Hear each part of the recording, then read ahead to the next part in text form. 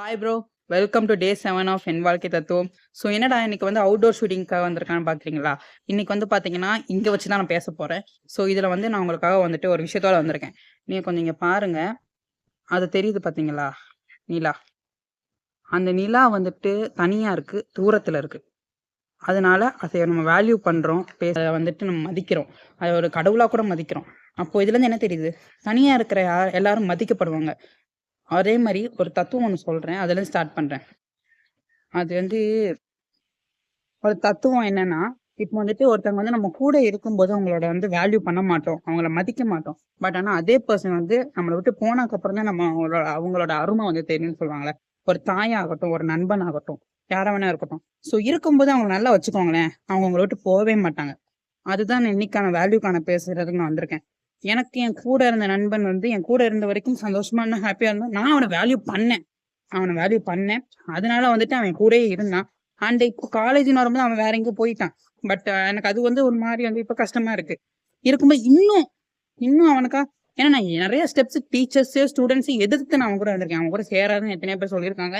என் கூட சேர்ந்து எத்தனை பேர் மேனுப்புலேட் பண்ணியிருக்காங்க. மேனுப்புலேஷன் வீடியோ எடுத்து வச்சுக்க நான் போடுறேன். ஸோ அதையும் சொல்லியிருக்காங்க. மேனுப்புலேஷன்றது அங்கே ஒரு மிகப்பெரிய ரோல் பிளே பண்ணுது. பொறாமப்படுறவங்களும் மேனுப்புலேட் பண்ண ஸ்டார்ட் பண்ணுவாங்க. சரிங்களா? ஸோ வேல்யூ பண்ண ஸ்டார்ட் பண்ணுங்க ஃபர்ஸ்ட். அது வந்துட்டு ஒரு பர்சன் இருக்காங்கன்னா, அவங்க வந்துட்டு உங்கள தேடி தேடி வராங்கன்னா, அவங்க ஒண்ணும் உங்க மேல வந்துட்டு ரொம்ப வந்துட்டு என்ன சொல்றது, உங்கள டார்ச்சர் பண்ணணும். அவன் என்ன பண்றான் பார்த்துட்டு நம்மளும் அதே மாரி பண்ணணும். உங்க மேல பொறாமப்பட்டு கிடையவே கிடையாது. அவங்க வந்துட்டு லிட்டரலி வந்துட்டு உங்கள்ட்ட வந்துட்டு என்ன பண்றான்? சாப்பிட்டானா? தனியா இருக்கானோ? ஐயோ! என்னடா இவன் ரூம்ல இருந்து வெளியவே வரலையே! என்ன செய்றான்? அந்த ஒரு அக்கறை. அந்த அக்கறை தான் வந்துட்டு உங்க மேல வந்து வருதே தவிர, வேற எதுவுமே இல்ல. ஸோ நீங்க வந்து வேல்யூ பண்ண ஸ்டார்ட் பண்ணுங்க ஒரு பெர்சன. அப்போதான் வந்துட்டு நம்மள வேல்யூ பண்றதுக்கான ஒரு ஆள் வரும். உங்கள வந்து ஒரு ஆள் வந்துட்டு நீங்க தேடி தேடி போய் அந்த ஆள் வந்து உங்கள வந்து, "நீ ஏன் என்ன தேடி தேடி வர?" அப்படின்னு கேட்கும்போது அந்த வலி இருக்கு தெரியுமா? அது அப்போதான் தெரிய வரும். ஸோ அதனால பார்த்து வந்துட்டு வார்த்தைகள விடும்போது பார்த்து விடுங்க. எனக்கு அந்த வார்த்தைகள் என் மேல உளுந்திருக்கு. அதனால நான் சொல்றேன். "நீ தான் வந்த தேடி தேடி. நான் ஒண்ணும் வரல." அப்படின்ற வார்த்தை என் மேல எனக்கு உளுந்திருக்கு. அதனால அதோட வலியும் வேதனையும் எனக்கு தெரியும். நான் அதனால வந்து பட்டமே சொல்றேன், கேட்டுக்கோங்க. ஸோ இதுதான் எங்க ஹாஸ்டல். அதுவரையும் நடந்து வந்துகிட்டு இருக்கேன். ஸோ அதான் இப்ப பேசிக்கிட்டு இருக்கேன். இப்போ வந்துட்டு இங்க யாருமே இருக்க மாட்டாங்க.